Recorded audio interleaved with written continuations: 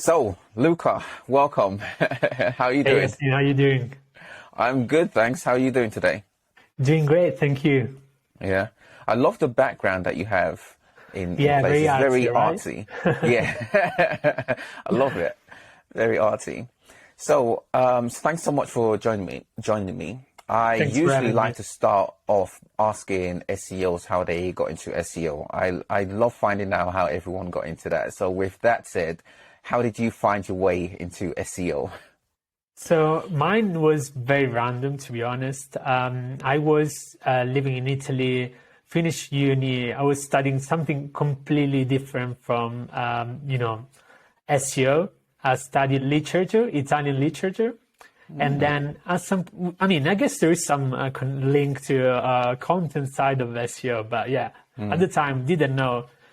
So I went to the UK and basically starting like many Italians do, as a waiter. So I had this huge city, London. I was trying to find a job, so I started in the hospitality industry. And then obviously at some point I realized it wasn't something that could give me, to live. Yeah, I was starting, browsing online. I found out about SEO, and it was quite interesting because I felt that there was, like this, like the content side of it was quite interesting. Optimizing content for search engines, it was quite fascinating. But then, I just doing some online courses and reading some information here and there. But I didn't really want to get into SEO. So it was just, for my own knowledge. Then I got into university in London. It was like a marketing communication master's degree. And there I keep listening, people would say, oh, there's this thing called SEO, but in uni, we didn't do anything about SEO. It was very like marketing strategy, brand strategy. But, I was saying, why they don't talk about SEO, why they don't talk about, like PPC, all this, other like parts of digital marketing. But yeah, so I was very disappointed about university, to be honest. So I finished university, and the first thing I did, it was like, actually, I need to, get again a bit of knowledge about SEO and know what's going on. And since I first saw, like the courses, like I think it was 4 or 5 years later, things changed so much. So I got my first job in a startup, and they were doing affiliate marketing in the finance space. So they were heavy on, like SEO. And then, like I started learning about it. And I remember my first job was like, okay, do SEO. So I was like, okay, what I'm going to do now? I have no idea what I have to do. So I guess I manage 2 websites internationally in like multiple languages all by myself. So I was going, like every day on YouTube on, like looking at the latest SEO trends and try to squeeze as much as I could so I could bring results. And yeah, it went well. And after 6 months, like I already found a job like in another like big agency. I guess is the same. We worked together. And from there, been working on the agency side, been working on the client side. And now I went freelancing since the last, I guess, 1 year and something. Awesome. You got a lot of affiliates, man. Affiliates, it's one of those areas where everyone who's in affiliates can branch into other areas. And I find that a number of SEOs I know came into SEO via affiliate marketing, as did I as well, actually, which is always awesome to see fellow SEOs coming in via that route. Would you say you're more on page, off page technical, or more of an all-rounder? So I think the thing about SEO is that, like when you get to work with some brands, you get in like almost brought to different side of SEO. Like, I've been working with some big brands like Apple, and they were very technical. So I was specializing on that side. But then there were other, brands where, they were less like technical focused and they were more content focused. Or, like when it comes to like affiliate, for instance, it's a lot of, outreach and backlinks. So I try to keep myself as a kind of full stack SEO. But I would say that I really enjoy, the technical parts of it. I get quite excited about the techie stuff. But so people think that I'm like the technical guy, but like I also love the content side of it. So like the full on-page part of it. So yeah, I just don't think I'm kind of more directed toward a specific area of SEO. So I enjoy most of the three areas of SEO. Yeah, I always say the SEO a site needs is really dependent on where the site is within their SEO journey, right? So they might at one point be very technical heavy. At another point, they realize actually we don't have much backlinks, so we need to be more off-page heavy. And then they get to a point where they say, okay, we need to really ramp up our content. So the journey changes all the time. And Absolutely. It's always fascinating. Yeah, go ahead. Yeah, absolutely. I think, and then there are some websites that are so mature, like, I was mentioning Apple before. I think there are some websites that are so mature that obviously they have like huge marketing teams having all this fancy stuff. Like if you look at the like the iPhone, landing pages that are, like some crazy UI, examples that could be, like, yeah, it's just so beautiful to see it. Maybe not that functional, to be honest, but they're beautiful to see. And so you're not really into that kind of content. You're not going to create, the top, like, I don't know, iPhone to buy, iPhone models to buy in 2022. They're not going to write that type of content, right? So they are very heavy on the technical side. They want, the site to be great from a UX point of view. But then, like there are some websites that they're just starting out, like smaller website, where I think technical SEO is not that important. Like if you have the basics covered, obviously when you are creating the site, you need to make sure those are covered, but then you're not going to get heavy into the technical side. It's not going to have those, like as much technical issues. But then you will be heavy on creating content to create relevancy and, getting traction from a backlink perspective. So I guess, as you said, depends on the stage also, like how mature is a business as well, I feel.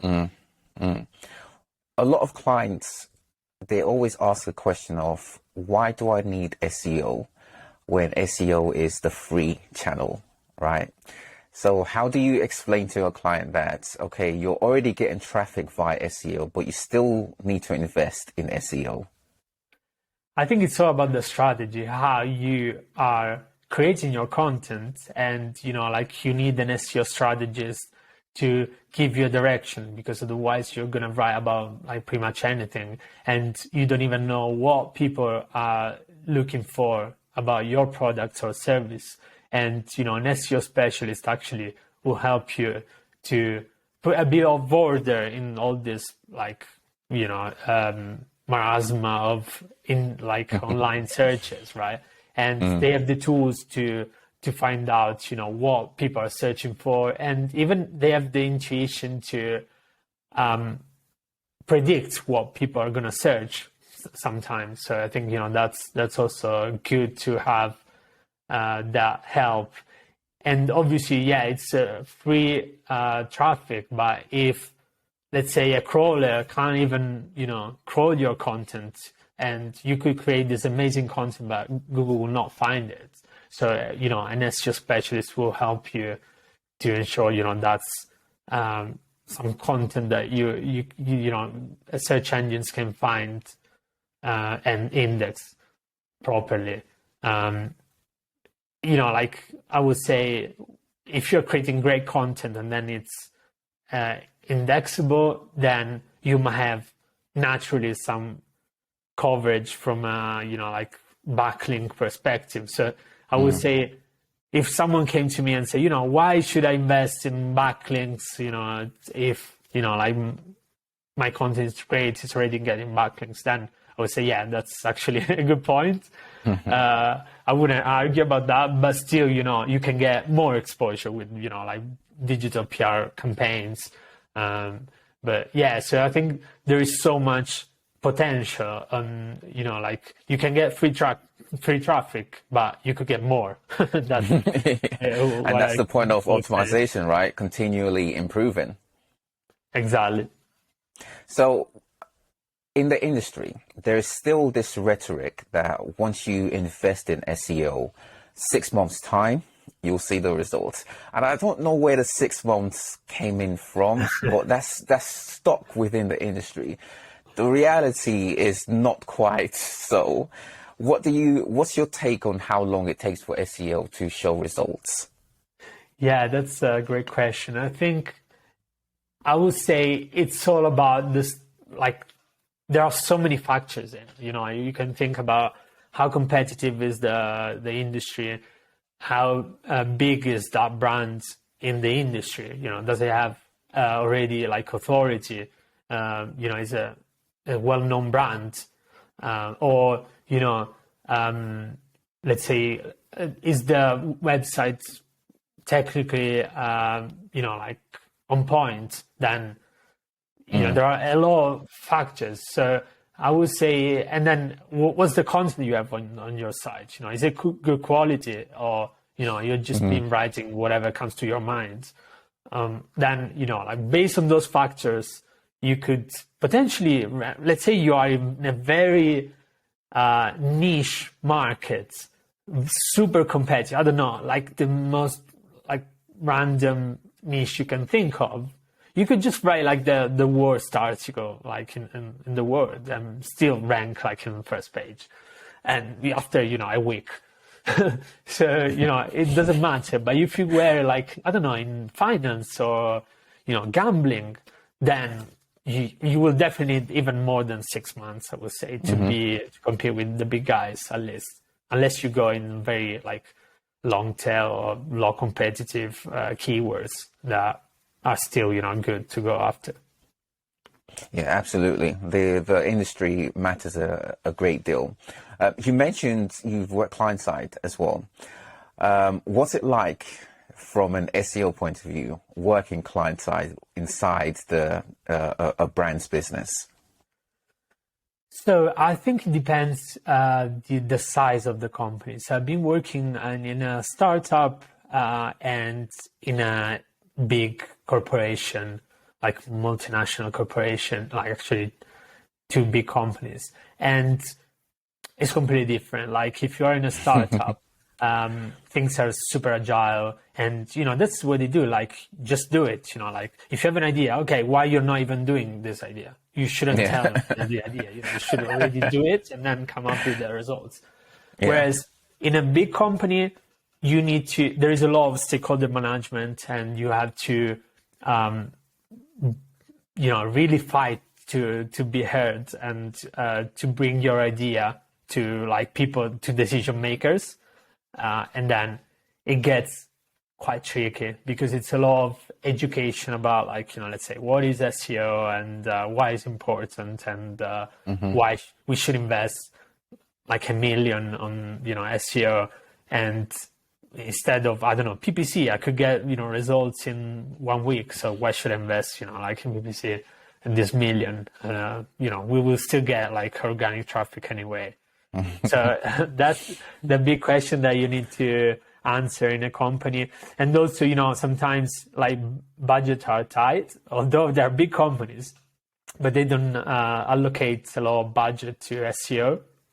So you are in that stage where you have very low resources and there is a lot to do. So you need to be really good in prioritizing like the quick wins and what can bring results, so you can get more buy-in, and then you can come back and say, in the last 6 months, 1 year, we did that, so we need more budget so we can keep going. Yeah, I absolutely agree, and I also think the state of SEO within the company really matters client side, because if SEO is new to the company, then there's a lot of fighting. You get very little budget, and you still expected great results, right? But of course, marketing doesn't work like that, and you have to fight for every little thing that you want to do. But after a while, after like year 2, 3, 4, I think it becomes easier. And I think the key to that is when SEO is evangelized across the business, both from a senior management point of view, or even up to the C-suite, and also operationally. And I find that operationally, a business might have invested in SEO, but there's still a battle that needs to be had from an operational point of view. So, for example, if you have, let's say, tech issues and you want to pass it over to the tech guys to implement the dev team, they always have a pushback. And I mention dev a lot and use them as an example. I promise I'm not picking on dev people, but I find that devs are they're task oriented, and when they have their dev allocated task and an SEO person comes in to try to have SEO items, SEO tickets worked on, they really don't like it. I find, and it's difficult to get them on board. Right, what would you say is a method or an approach to have not just the dev team, but other departments on board with SEO requests? So for me, I'm a big fan of Agile SEO.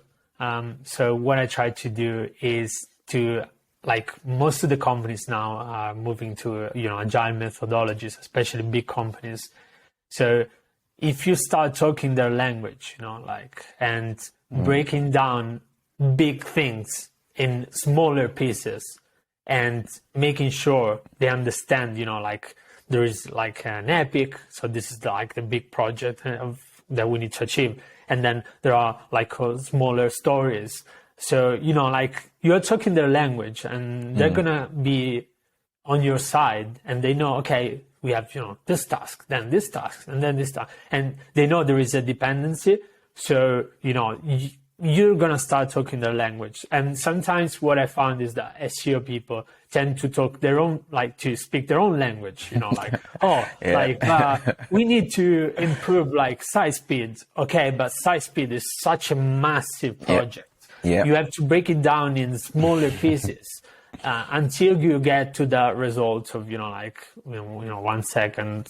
And then it's very, very difficult to, do this if you don't speak their own language. So I think, just trying to get on their side. And also, think about always, developers are always under-resourced. So we think, but there are so many developers, they're doing so many different things. And so sometimes you need to understand that it's not all about SEO. There are, UX issues. There are, new landing pages made for campaigns, new product launches, this new feature that, maybe someone is pushing in the company they really want to get live with. So, when I was working Virgin Media, we always, sometimes it happened that, our SEO project would be pushed back, but because, there were other more important, issues to fix sometimes. So, just my advice is to not think all about SEO, but holistically, it's a company with so many different pieces, so many different things. And obviously, there is also politics. We know that. There's a lot of politics. Sometimes someone is pushing a project, so maybe it's not more important than SEO, but it gets pushed. That's the way it is. So if you are going to work for a big company, that's probably, you need to understand that. And I find that in-house, when a company invests in SEO, they almost see the investment in the channel as the end goal. They don't see the management of the channel as something that's also needed. And when it comes to providing results, I always find that showing what competitors are doing and why they've been able to do that, i.e. they're implementing SEO recommendations, is always a big win from an SEO point of view, because then the business realizes, okay, our competitors are doing something, we can't be left behind with SEO. Unfortunately, sometimes it takes a massive issue, i.e. an algorithm update, which negatively affects them, before a brand decides to really invest and manage their SEO. How would you say, well, firstly, when an algorithm update happens, what would you say to brands who consider that as an attack, Google attacking their business? So here, I guess I will have quite unpopular opinion. And go for it. So yeah, disclaimer. I think SEO people focus too much on Google algorithm, like it was, like something that could massively like make or break your website. But most of the times what Google is doing is it's trying to improve like the experience. They're not trying to harm the website. They're trying to make, so you like, my idea is that we should be partnering with Google, not, trying to, they're the bad guys, now they're hurting my website. It's not like that. Usually when there is like an algorithm update and you get hit with this update, like I think 9 out of 10, you did something wrong in the past. So probably if you were working there, then I guess it's your fault. And, you should look into what has been done that was wrong, and then try, to partner with Google and try to play by their own rules. But sometimes maybe you just got into a company and you don't know anything and you get hit by an algorithm update and then you don't even know the full history. So I guess it's like there's a lot of analysis going into what happened in the past, trying to figure out what was, maybe you discover that this algorithm update was hitting, people that were doing some, sketchy things on, like backlinks, maybe a guest posting in a way that it's kind of in that gray area, and you discover those type of links, and then that might be why. Or maybe, you put like structured data heavily on everything and hoping that you get like rich results, and maybe you get hits, and then you say, okay, maybe that's why we try to play our own rules. So yeah, that's my advice is always see if you get hit, then there's probably something wrong that you need to come back and look at what was wrong and how you can fix this. And obviously, it's going to be a hard job for you if you're in an agency or, if you're working in-house to manage the expectation when you will recover and what went wrong. And if mistakes were being done, just be honest about it and try to find a way to fix those. Yeah, definitely. It's something that a lot of brands need to be aware of. I always say that SEO, although it's search engine optimization, it's for users, not search engines. We focus on Google because they are globally the biggest, but it can still be we can still get traffic from other search engines, and it's not necessarily optimizing for search engines, it's optimizing for users, and we're acquiring users via search engines.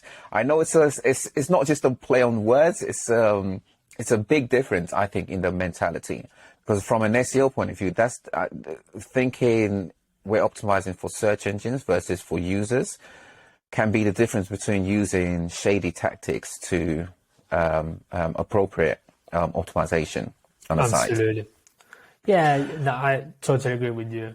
On the other hand, though, there are still robots. So you need to understand that although they are becoming super smart, like algorithms, there are still robots. So at the end of the day, they don't understand like humans. So there is still like a barrier between like the best user experience and what search engine think is the best user experience.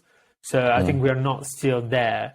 And that's why you still need to consider what they think is good. Like with JavaScript rendering, for instance, like Google is getting smarter and smarter in understanding JavaScript content, but there are still some, blockers. And we are talking about the smartest search engine, but when we talk about less smarter, like search engines, then it gets even clear that there are still robots. So they, at the end of the day, there are some limitation.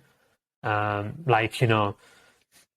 it wasn't like that of a barrier, we wouldn't write whole text. There would be no point, because they would just recognize images and videos, podcasts, but they are not still there. They don't know the real content of a podcast.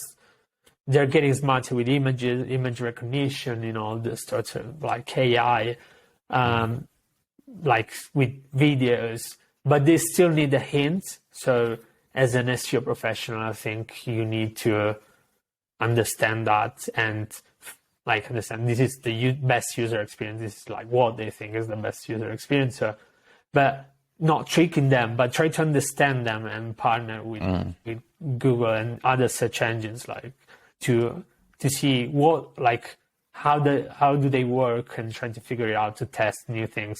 I think testing is such an important part of SEO nowadays. It's not anymore about like, meta title, meta description, all this kind of stuff. It's more testing new things.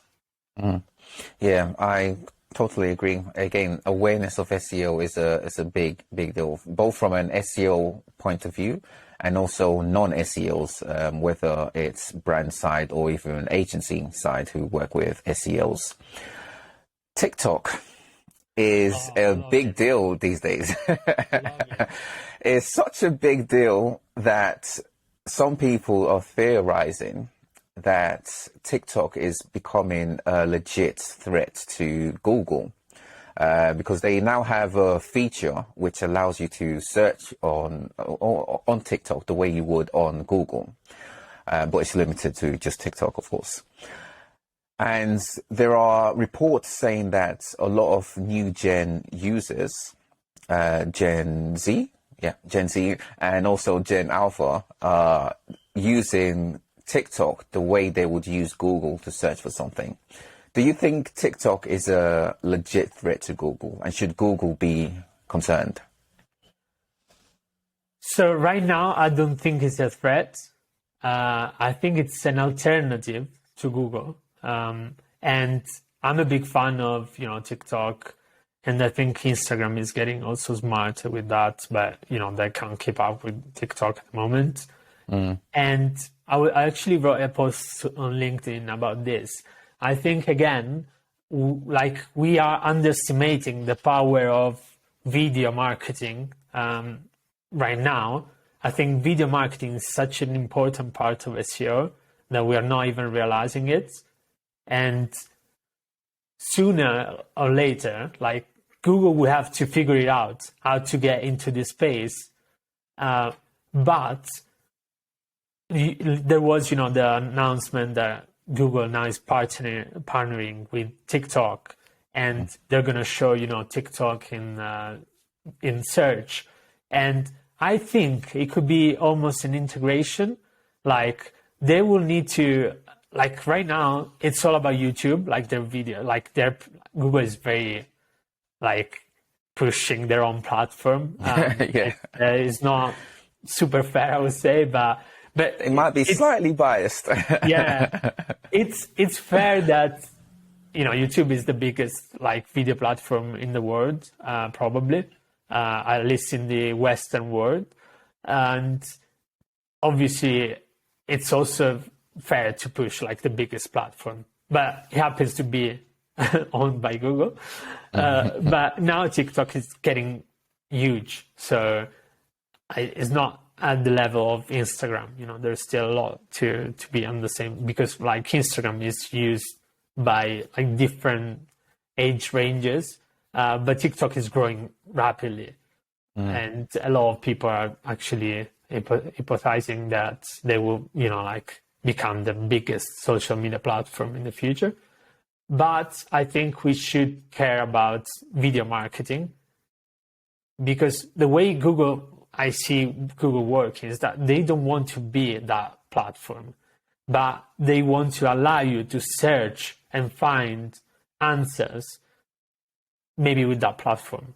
So if they have like the feature snippet, like the news, and like all these different rich results, there should be like a rich result that send you to TikTok. And the challenge will be, how can I actually provide the answer with a TikTok on Google? So they will need to figure it out, how it's going to work and how it's going to work effectively. But I don't see it as a threat, but obviously it's going to steal some traffic. People would not use, and they're already doing it. They're not using Google, they're using TikTok to find things. But you still need Google, because on TikTok, you get some answers, but it's really difficult to get like a deep understanding, let's say, of a topic in 1 minute TikTok, or, although they are testing longer formats, but it's still difficult to get an answer. Whereas with a long form, article, like you could, like maybe even a podcast, you could get more information. But I think like Google is trying to become that platform where you can find anything. You can find, podcasts, you can find like images, you can find videos. And I think it's still not there, because, like I'm not going to search a podcast on Google. I will search it on Spotify, on, Apple, or, like Google Podcasts, although I never use it, I guess. But yeah, that's how they do it. So yes, I think it's going to be like, like a partnership, although they need to be really careful, because they're definitely still in traffic, and for them it's important because they live off ads, so they want people to use the platform. Yeah, video is an interesting one, because my take on content and platforms is that initially we had text or copy, which was like the base of the type of content you would see, right? These days, though, I have a strong suspicion that video is now the core form of content, not text anymore. So people are more interested in videos rather than reading, let's say, 500-word article on a topic. They'd rather watch a video on that topic. Say some more on video marketing. What's your take on videos?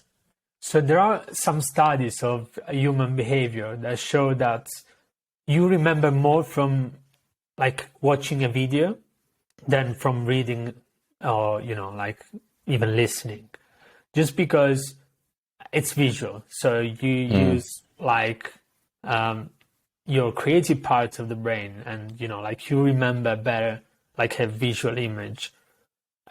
So it's well known that video works better than articles. The thing is, I guess it's a behavior shift that it's also, I guess it depends from the age range. Maybe like younger generation are more used to like watching, Netflix, or, watching TikToks, Reels. Whereas maybe like the older generation, I believe they were more used to like, I don't know, reading books, and then it was, Twitter or Facebook, actually, yeah, Facebook, Twitter.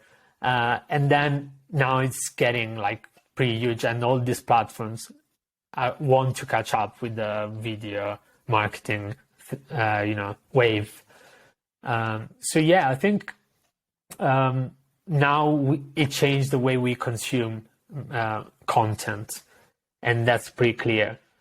And it will become like bigger, like once, you know, this like new generation that will, you know, become like the new millennial, you know, and then things will change.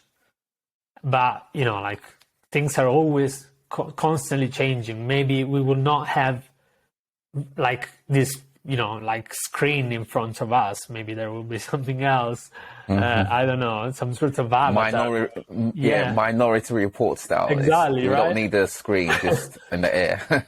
So the UI will change. We don't know. Yeah. But for now, I think video, like especially with the pandemic, I think accelerated this shift because people are using more like video calls, and even like video interviews like the one we are doing is getting more popular compared to the past. So yeah, I think it's going to go towards that direction. And I would say search engines are not that good in like, you know, the standard, you know, search engine we can think of like Google are not that good with video yet. But TikTok is actually improving this algorithm, and they're becoming so good in like indexing videos. And so, yeah, they will become like, probably they might become the best in indexing like videos. So unless Google keep up with this, or they find like a formula to, because I think it's all like a big data battle, right? Like if more people are using TikTok, then they have more data. If like people, but like Google has also YouTube, which is a massive like media platform. So I don't know like how they're using this data, but they might come up with something to like better understand videos. You know, like because it's not feasible for us, you know, like we give quite often this suggestion, or, you know, include the transcription with videos when you have like a video on a page. But it's not going to be feasible in the long term. Like it's still good for accessibility, obviously, but you like the search engine should be able to understand what's on the, you know, on the content. And that's why YouTube, like which I'm playing around lately, they have the chapters. I think that's one of the features that it's like, you know, let me understand what's in this part of the video, so I can potentially get more data to understand, you know, what people are talking about in that specific part of the video. So yeah, I think it's going to be like a big data battle of who has more data about videos and try to index it better.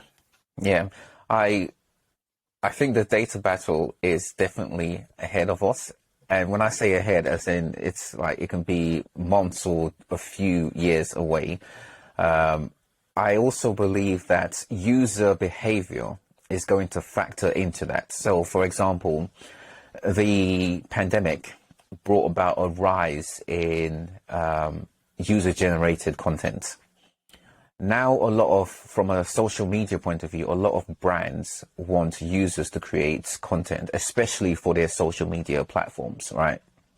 It's like a new thing these days, where brands they're moving they're moving away from influencers and more in terms of UGC, user-generated content, and because more people are creating content these days, the awareness of search engines and algorithms is going to increase very rapidly. And I think this is going to affect the way search engines battle it out, because like you mentioned, Google is not the only search engine out there. In fact, TikTok itself is a search engine. It has an algorithm, right? So we're seeing a battle of algorithms and also search engines. This search is going to, I think, expand in the next coming years, and potentially we could see a case of Google losing massive share because of all of these things I mentioned, especially the way their algorithm handles data. And because their data requires users, it becomes a case of we need to maintain and acquire more users.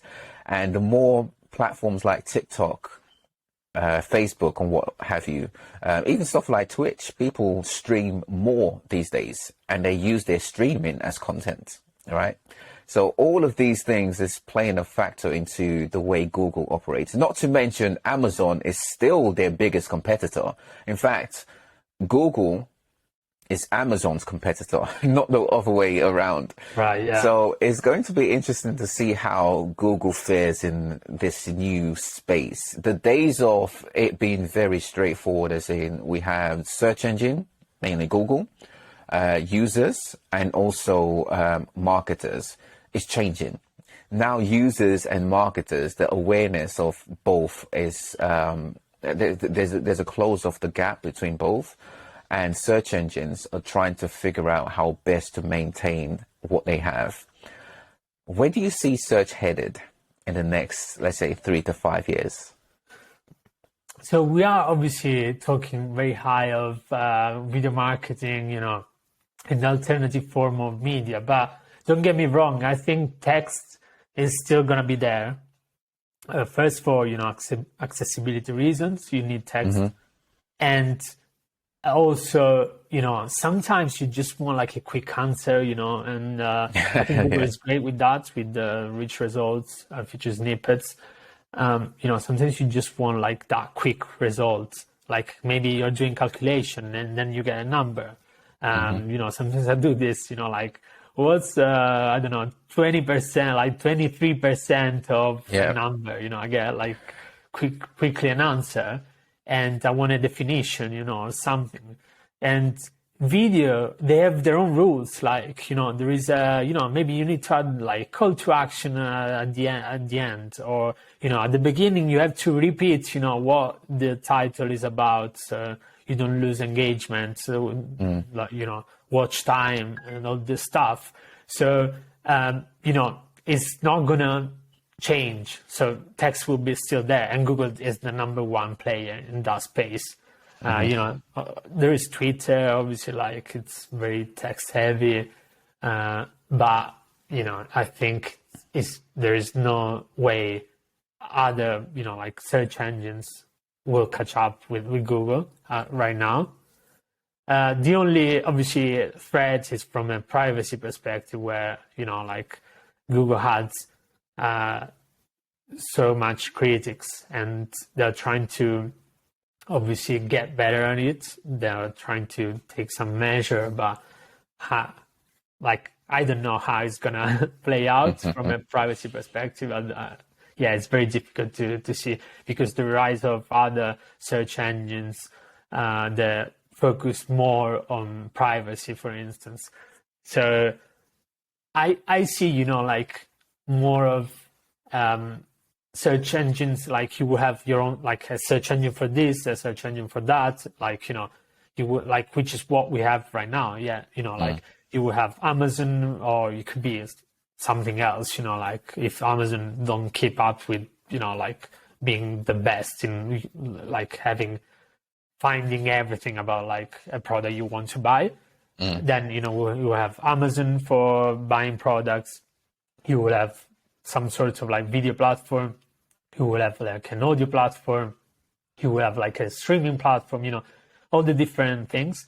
So Google will need to be the container of all these things. So they will need to be good at, okay, but you can still find, like through, I don't know, Spotify, like maybe a podcast, or through like Apple Podcasts, a podcast, then you could still find, the videos. Maybe you're searching for a specific video. You can go to TikTok, but, we're gonna like give you the best search engine in finding that specific word, everything that you're trying to find. So it's going to be like that platform, that container for all these different medias. And that's how I see like search heading in the future. And, there was search on 2022, and there's, like pushing more of this, like even for maps, like maps is becoming more immersive.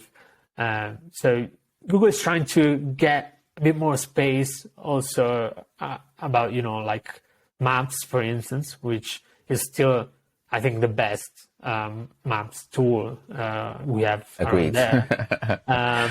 Like we know Apple Maps, like they're trying to do so many things, but they're really bad. And, sometimes I try to use Apple Maps and I get to some random place I didn't want to. So like for big cities, you're fine. But if you go in a kind of like remote city, then I wouldn't use Apple Maps, to be honest. So yeah, Google is trying to get niche in these different spaces where they can still be the number one. Otherwise, they will become a container of all these platforms that are better than them. Expansion, man. It's all about expansion, right? Expansion, right? Indeed. Quick fire questions. What do you love most about SEO?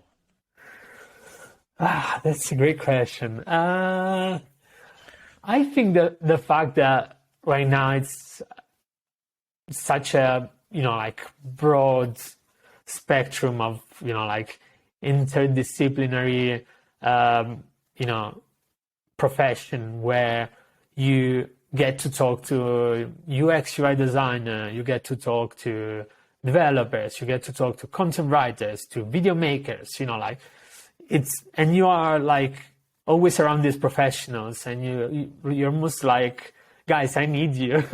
Like by myself, I wouldn't be able to do anything, but like, I need you to do this so we can, be all, happier, achieve our goals.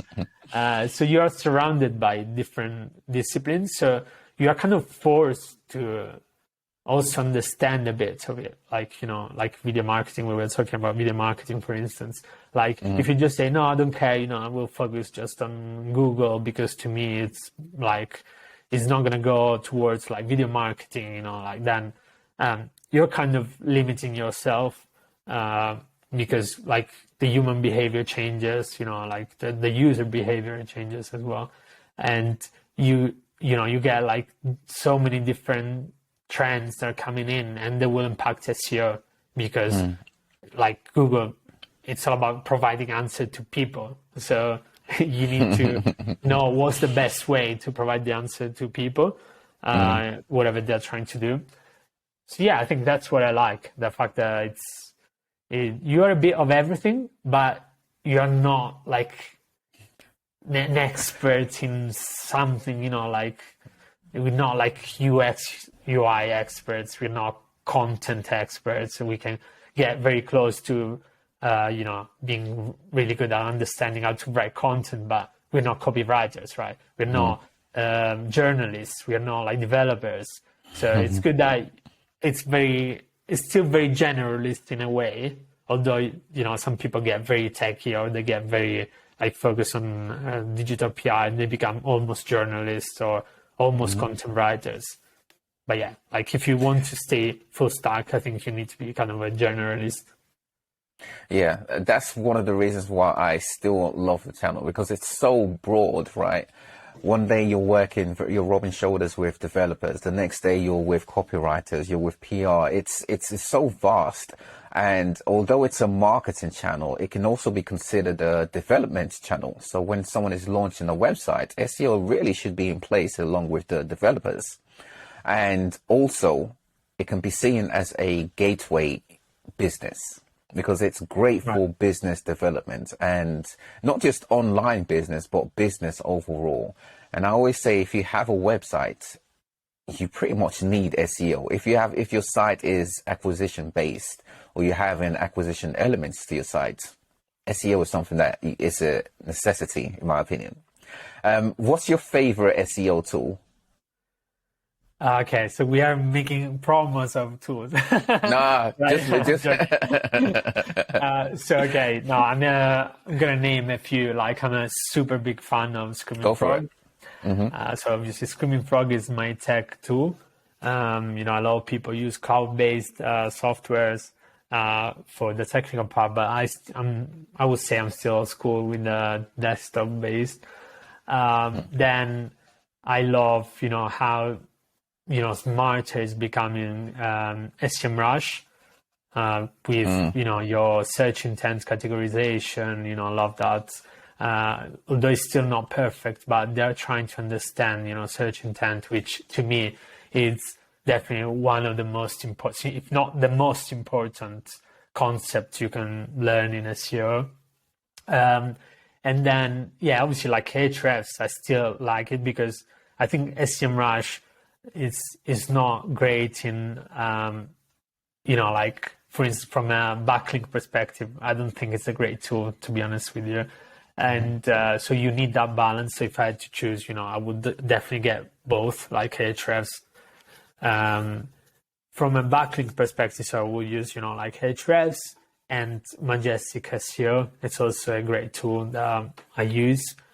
And so recently I started using this analytics tool called Agency Analytics. And, I'm kind of enjoying it because it's very user-friendly. And, you can drag and drop things to make reports, which has always been a pain because I'm not like, the biggest like data guy around. So I definitely need some help from like, data scientists, like data analysts to create reports. And this makes it so easy because you can drag and drop things. And sometimes I just want the data in like chart. And, like there's always this big process and, Data Studio is definitely a great tool, but, you still need a good understanding of, to build it. To get the data as quick as possible. Right. So I think, I'm trying to find new ways because to me, like showing data, it shouldn't be like that impossible. Like anyone should be able to get the data they want. So this idea of drag and drop, it's amazing. I don't know how like a data analyst would take this because maybe they will like, just, I mean, you still need them to analyze data. Still need them to, and also sometimes to create it better than we could. So we still need them, definitely. So that's the kind of like tool that I think are the essentials. And you like whatever you're doing, like if you are a freelancer, you definitely need obviously like the usual Google Search Console, which like we use on a daily basis, all of us. So that's great. I don't know how GA4 is gonna impact the way I was working. I'm still playing around with it.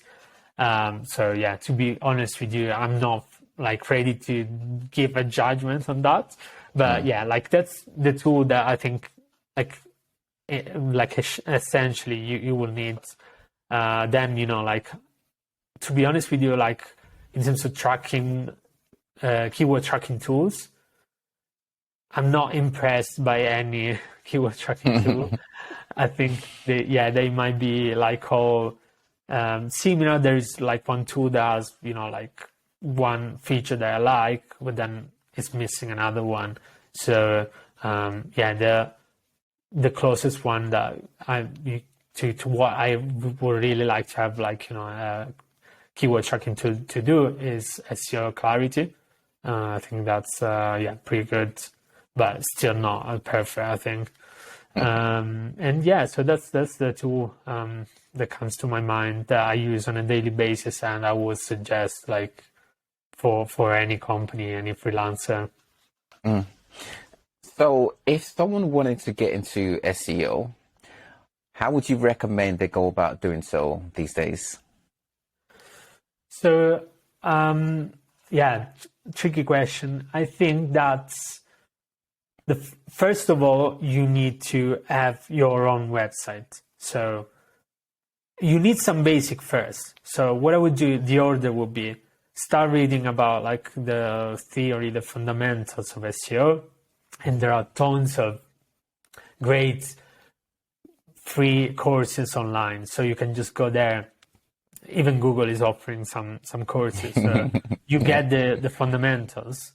Then you always need to complement that with the SEO news. So we go to like the SEO publication that we all know and see if what I learned is still relevant, because sometimes the course is behind what's actually happening. And then you have to have your own website. You have to test things and try, like even like a personal blog, like, you know, like about your passion, whatever, like traveling or, you know, stuff like that. I remember my first website was about like opinions about like what's going on in the Italian society. So, you know, like a bit of politics, a bit of like culture, entertainment, you know, and I was just commenting things. And that was my first website. So you don't have to go like find your niche, you know, like all this stuff. Just find something that you like and play around with it. It could be also your own website. Maybe you are learning about SEO, so you open an SEO website and you start writing articles about what you're learning. You know, maybe you learn there was, you know, like a change in the algorithm or something, like you just inform people, you have learned this, you know, and then you start, you know, understanding things, because then you will have to check your own analytics and you see the things that maybe are not working. So what I did wrong. So you will come back and find ways to improve your own content, because then you want your pages to have more visibility, right? So I think having your own website, that would be great. And once your site is even doing well, actually you got your first site in your portfolio. Yeah. So you could go to the clients, you know, like, or, you know, you can apply it to a job and say, look, I have my own website, you know, I've been playing around ranking for these keywords, even if you don't have any experience. So if it's a smart head of SEO or hiring manager, whoever it is, then they will understand that you have initiative, and then you're doing things by yourself. You know, you don't need anyone to tell you, oh, you should do like this, because, you know, like this is how like I do it. Because in SEO, like if anyone is saying like, oh, you should do like this, this and that, it's going to work 100%. That's a lie. That's a big lie. You have to test it yourself, and maybe it works, maybe it doesn't. So, you know, like it's all about test and learning. Obviously, there are some things that work, but, you know, it's not going to be gospel. So there are so many factors in. Absolutely. Learn the fundamentals and then apply the art and science of SEO. Brilliant. Thanks a lot so much. Thanks a lot, Luca. Where can people find you online? Thanks, Austine. So you can find me on LinkedIn. So my name and surname, obviously, on Instagram. So I recently opened an Instagram account. It's my name and surname SEO. So Luca Mussari SEO on Instagram, where I share, you know, tips, and I try to make SEO simple and so explaining concept there. And yeah, so, or, you know, you can visit my website, lucamussari.com. And I got some articles there. Yeah, I'll add those links to the description so people can get in contact with you. All right. Thanks so much, Luca. I will speak with you later. You too. Yeah, definitely. Absolutely. Brilliant. Take care. Cheers, mate. Cheers. Bye now.